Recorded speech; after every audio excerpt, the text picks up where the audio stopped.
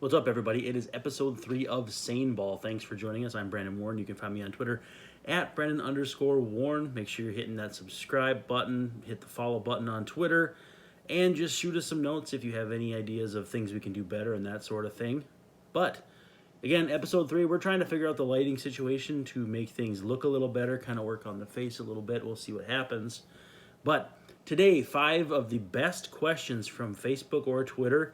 Had planned to get this up last night, but Wednesdays are a very, very difficult day for me work-wise. So we're going late Thursday night, and here are the 5 best questions that came through in the last day or so. Number 1, it's a 2-part question. Jake Cadoto and Eric Thompson. First, Jake wants to know, will the Twins go back-to-back in the American League Central as division champions? Secondly, Eric wants to know, how many more moves do the Chicago White Sox need to make to be legit contenders? Now, obviously, this is in reaction to the White Sox signing catcher Yasmani Grandal to a 4-year deal on Thursday, and I think it's a very good move. I think James McCann's 1-year aberration should not have been overlooked, and it wasn't. He would make a very good backup. They also have Zach Collins, who can do some things for them as well.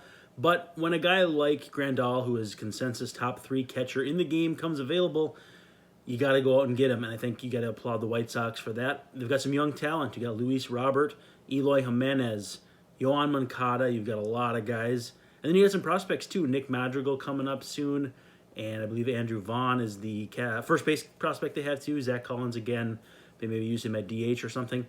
And so what do the White Sox have to do to be legit contenders? I still think they need to make one more fairly big move. I think you're going to find that they will probably sign a corner outfielder, either Yasiel Puig or Nick Castellanos. Regardless of if you think those are big enough moves, I think that's probably what's next.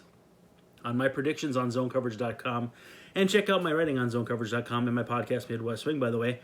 I had them signing, I want to say it was Ivan Nova and Jose Abreu, which happened. Edwin Encarnacion would be super interesting for them. Puig would be interesting.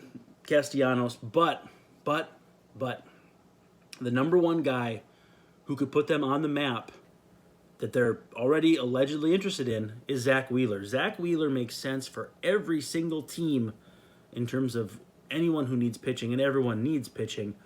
And again, as I've said here and in other places, $20 million per year roughly for a guy that a lot of teams are going to think they can coach up, maybe tweak his pitch repertoire or sequencing, and maybe get a little bit more out of him at $20 million per year than having to pay top of the market rate for Garrett Cole or Steven Strasburg at that $32 to $35 million per year rate.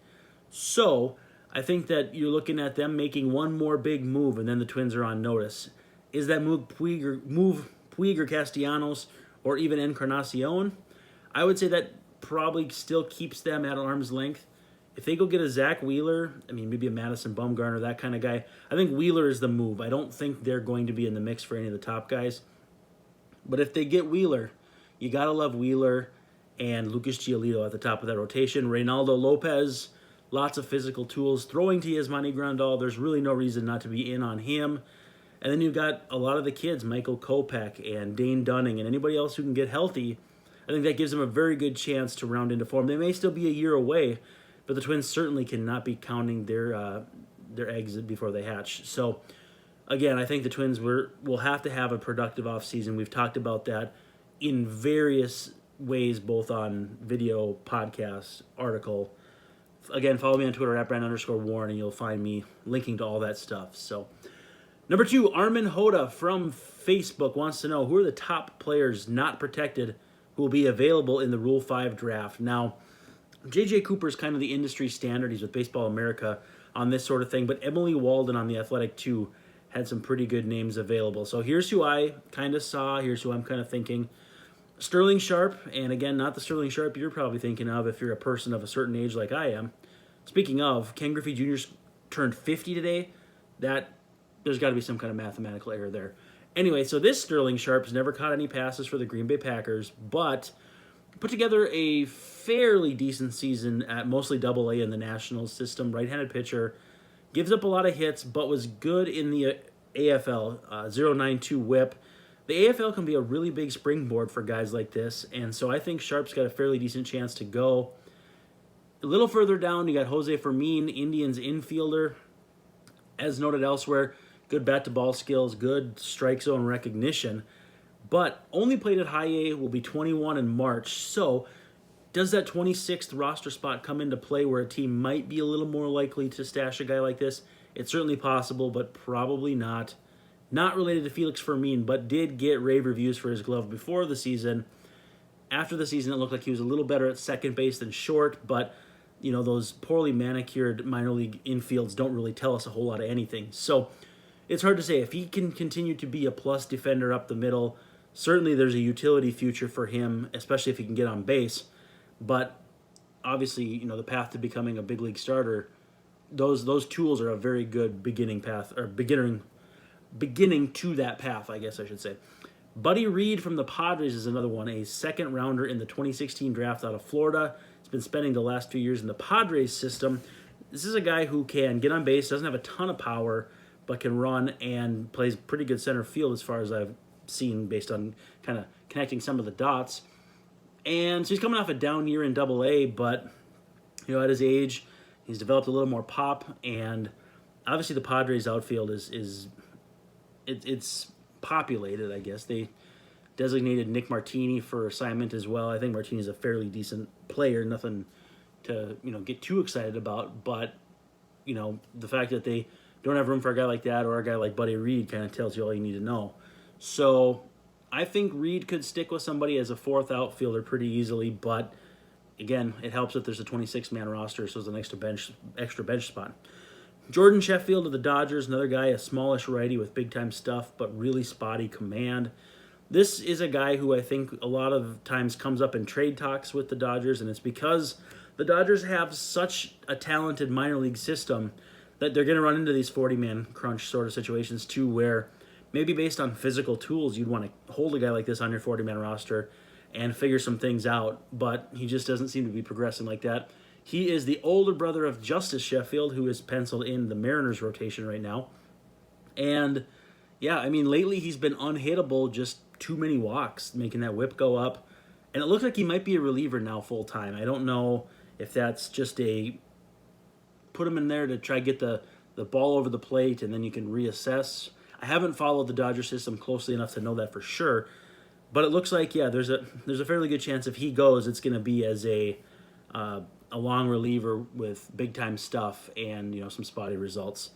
Now, there's a name that will be familiar to a lot of Twins fans, Griffin Jacks, who came out of the Air Force, completed all of his commitments and everything. He's been pretty good in the minors. Nothing jumping off the page. He turns 25, literally an hour from when we're recording this. Actually, if he's on the Eastern time zone, happy birthday to Griffin Jacks. He's 25. Average repertoire, but good command, gets some ground balls, that sort of thing. That kind of player doesn't really make sense for the Twins right now on the 40-man roster, but the Royals, Orioles, Tigers, a lot of teams could really use a back-end starter like this. And who knows? Again, we're in an age where pitchers who may not have shown something at one time make one subtle tweak and become someone they weren't before. Who's to say that Jacks couldn't be that guy? With the kind of command he has, there's no telling what else he could be capable of, but it's not like he's got a big arm at this point. Now, two guys who came up, Wander Javier, again a Twins prospect, a shortstop prospect, and then Sully Matias, a Royals outfield prospect. Both come up, both hit sub 200 in A-ball last year. Javier in low A, Matias in high A. Matias was a top 100 prospect. I think Javier was kind of on the outside looking in. But Javier had missed all of 2018, really, really struggled in Cedar Rapids this last year, and then Matias in high A. It's escaping me who high A is for the Royals right now. It's Central Arkansas or something. But anyway, two guys who are, I think, too far off, even with the 26th man. I just don't think you're going to carry a guy that you're that worried about producing in the big leagues, even just at a baseline level. But a year from now, we'll know a lot more about where they stand. Will Wander Javier be firmly on the Twins prospect ranks, or will he be departing as a minor league free agent, and what's going to happen to Matias? Again, we'll find out a lot here in the next year. So Nick Staska wants to know, Nick from Facebook, says, is Miguel Sano a potential full-time first baseman for the Twins? Now, I think I know why he's asking this, and it's because Darren Doogie Wolfson of KSTP reported on his Scoop podcast that the Twins had maybe made some overtures that they'd be interested in signing Josh Donaldson, who would play third base in that case. And then, yeah, I think you'd have to consider it. However, I didn't listen to the podcast. Sorry, Doogie. I'll get around to it eventually here. But we don't know how seriously the Twins are going to pursue Donaldson. And does it make sense? Absolutely, especially because he's not going to need a super long commitment. The Twins obviously have some infield depth, whether it's Royce Lewis or Arise now, who's made it. Nick Gordon, is probably going to carve out at least some kind of future here. So if you get Donaldson on a 2-year deal, maybe $25 million per year, something like that, short term, big money, but that moves Sano over to first, I mean, that's a really good infield. That's a really good infield. And I don't think you can have any qualms about that. Now, with that said, on pure physical tools alone, to me it doesn't make sense to move Miguel Sano to off third to first yet. Again, if you sign Anthony Rendon, do it tomorrow. If you sign anybody of that caliber, I mean, again, Donaldson, shoot, yeah, do it right away. But on merit alone, Sano's basically his best defensive tool is his arm, which is neutralized at first base. I think he's the best player in the organization, or at least in the big leagues, at coming in on slow rollers and bunts. And honestly, I don't think his lateral movement or anything is all that bad. I think in my estimation, he's about average at third base. Do his physical tools mean he could be better? Yes. Does his work ethic mean he could be better? I don't necessarily think it's a work ethic thing. I think it's just, this is a guy who's 250, 260 pounds moving around over there doing the best he can. And maybe that means that first base is where it's going to be. But you don't want to tumble down the defensive spectrum earlier than you have to. You absolutely have to. And again, though, if the path that the Twins envision is Donaldson at third, eventually Royce Lewis comes up and all that's going on, by all means, move Sano to first base and pull off the Band-Aid, because a middle of the order with Miguel Sano, Nelson Cruz, and Josh Donaldson, are you kidding me? That'd be absolutely incredible. You got Mitch Garver, we're not even talking about yet. Luis Arraez getting on base, Byron Buxton running the bases, Max Kepler, who had a truly great breakout season. I mean, it all makes so much sense. So the only way that I would move Miguel Sano off third base is with a really, really, really good player displacing him. And I don't know how likely that is. Rob Todd, also known as Watson's roommate on Twitter, asks, what does the center field depth look like beyond Byron Buxton and Max Kepler, sort of? From what I can tell, it's not very good. Are there any 4A center field free agents the Twins should be targeting? Now, I don't know if that's a Freudian slip in his way of saying, should the Twins be looking to minor league free agency for a Ryan Lemaire type, a Cleet Thomas type, to just kind of have, a safety net, so to speak. However, you have Eddie Rosario, who can hack it in center. He's certainly not great out there. Jake Cave, who on any given day you might get a really good defender, or a guy who might be prone to making a mistake or two. And then also Lamont Wade Jr., I think, has to be in that mix as well. So add those three guys. You've got Luke Raley on the 40, which means you could bring up Raley and then move either Kepler or Rosario over. And then don't forget about Gilberto Celestino, the guy that they just added to the 40-man roster. If you go on YouTube, there are an obscene, well, maybe not obscene, but there are a lot of defensive highlights of this guy. I know he only played in Fort Myers. I think it was Fort Myers in High A last year. Looks like a guy who's got decent bat-to-ball skills, gets on base, but man, is he a good defensive center fielder.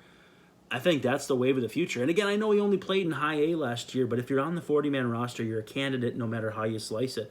And, we saw that when the Twins had to add Jorge Polanco 5-6 years back. Once they put you on the 40, whatever level you're at, you're a candidate. So I think the Twins are perfectly set in center field. Does that mean if they make a trade? I mean, we've talked about trading Eddie Rosario a lot of this winter. If they trade him, does that mean they might not sign someone, an Adam Jones or something, who could maybe stand in center field? I don't know, but I think they feel pretty good about the depth they have so far. And so I don't know. I mean, it's a contingency plan behind Buxton, and like a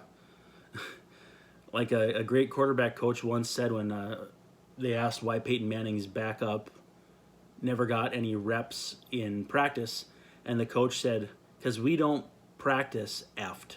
I can't say it out loud because I'm trying to keep this a family program, but yeah, if Byron Buxton gets hurt, you can't really prepare for that. any more than having two center field types flanking him on each side in your starting lineup. So I think they're in an okay spot right now, but I'll probably be wrong. I'm good at it. And then the last one, Ben Antal from, I think it was Twitter. I'm friends with him on Facebook and obviously Twitter as well, but a personal friend, says, what minors pitcher that we haven't seen yet will have the biggest impact in 2020? Now, the easy answer to me is Jordan Balazovic. He's a top 5 prospect. Big kid, had just tremendous numbers last year, mostly in Fort Myers. Just pitching the crap out of the ball, frankly. Excuse me. And he'll probably go to Pensacola very early in the season, and then from Double-A, a guy of that caliber, that might be a Double-A to big leagues jump. Now, if a top 5 prospect is super easy, even too easy, I've got 2 names for you. Dakota Chalmers, who was added to the 40-man roster the other day, is, first of all, frankly, it's amazing that he's on the 40-man roster. He's been through crazy arm issues. The Twins got him on a lark for Fernando Rodney from the A's. And when I watched some video of his pre-injury stuff, I thought his delivery was really violent. And not only that, but he was hitting like 90, 93. Now that he's back, saw some AFL videos, and he's still a little violent, but he's up to 98. Big lollipop curveball. The changeup to me was fringy. Again, I'm not an expert. This is just kind of what I saw based on some videos that I watched. But I think you have a high leverage reliever here as long as he can repeat his delivery enough to keep the walks under, say, 4 per 9, because he's going to strike people out. The fastball really zips, and that curveball is absolutely devastating. So that 1-2 punch, I think you've got a really good reliever there. Maybe they'll keep him stretched out for a while. But the other name that I keep coming back to is Chris Valamont. Came over in the trade with Sergio Romo for Luis Diaz. 6'5", 220. He's an absolute massive human being. He just throws the hell out of the baseball. 4 starts after the trade, 28-4 strikeout to walk ratio in 22 innings, 9 earned runs, 0 homers. This is a guy who's going to be a mainstay in the Pensacola rotation next year, and that kind of frame you can dream on. The numbers are there. And I think at some point, like with Chalmers, where you're just wondering, how'd you get that guy for Fernando Rodney? It's going to be the same thing. How did you get this guy for Luis Diaz, who was also added to the 40 for the Marlins, I might add, and Sergio Romo was part of the deal as well.